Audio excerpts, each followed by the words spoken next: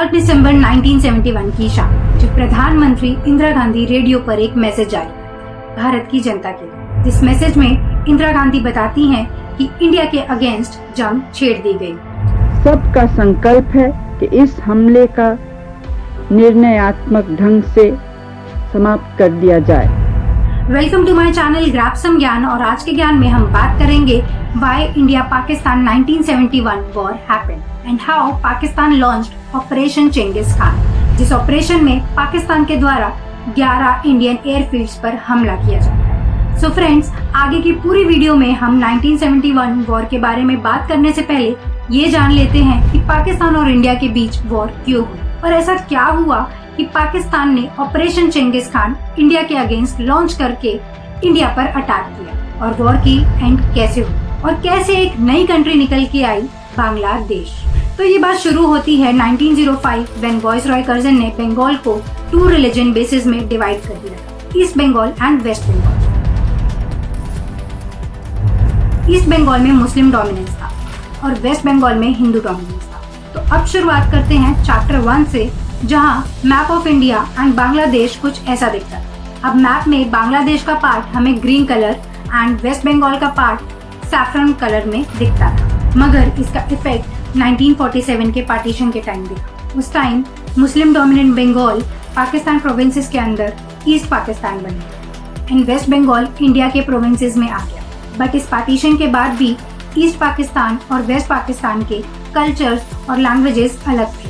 East Pakistan and west Pakistan geographically ही नहीं but language और कल्चर में सभी सेपरेट थे, और यही एक वजह थी जिससे इनकी गवर्नेंस में भी बहुत प्रॉब्लम्स थी। बट जो कॉमन था दोनों में, वो इन दोनों रीजन्स का, वो था उनका मुस्लिम रिलीजन। उसके बाद आता है पावर ऑफ पॉलिटिकल पार्टीज, जो मेजॉरिटी में वेस्ट पाकिस्तान में थी, क्योंकि पाकिस्तान के पास multiple phases of military rule थे, और यही एक रीजन की वजह से ईस्ट बंगाल में रहने वालों को पॉलिटिकली रिप्रेजेंट होने की अपॉर्चुनिटी नहीं मिल रही। इसके अलावा नेशनल बजट का 75% वेस्ट पाकिस्तान पर स्पेंड किया जाता था, और यही नहीं 62% ऑफ रेवेन्यू इनकम पाकिस्तान सरकार के पास आ रहा था, वो भी ईस्ट पाकिस्तान से। और इसी रीजन से वेस्ट पाकिस्तान में इकोनॉमिक डेवलपमेंट ज्यादा देखने को मिल रही थी। जिन्ना और बाकी एडवाइजर्स का मानना था कि डिफरेंसेस की एक ही वजह है, और वो वजह है इनके लैंग्वेजेस का डिफरेंस होना। जिन्ना और बाकी रूलर्स का कहना था कि वेस्ट पाकिस्तान और ईस्ट पाकिस्तान का यूनिफिकेशन सही मायने में तब होगा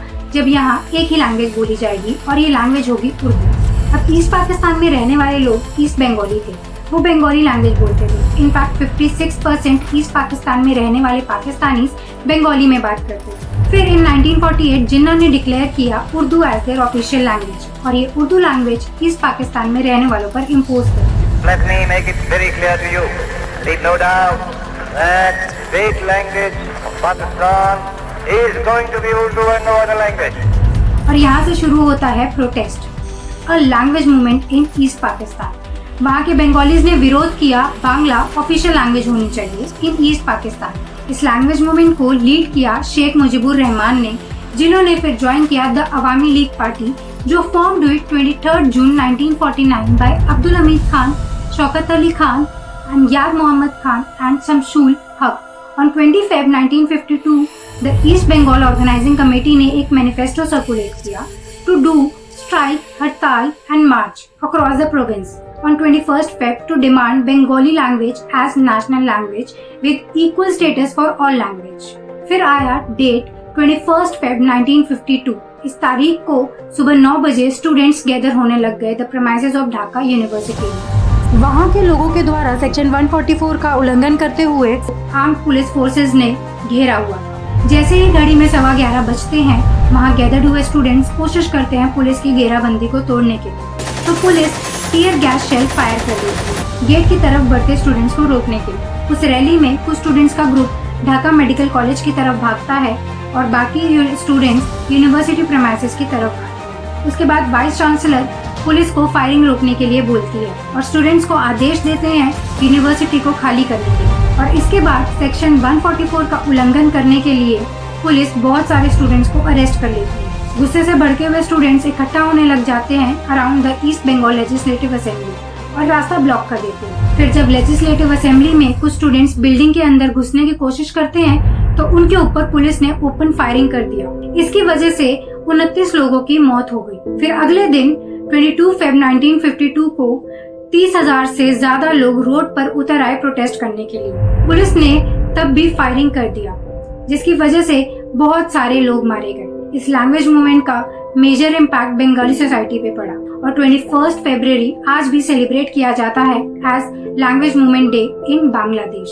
ऑन 17 नवंबर 1999 यूनेस्को ने ऑफिशियली डिक्लेयर किया 21 फरवरी as international mother language day.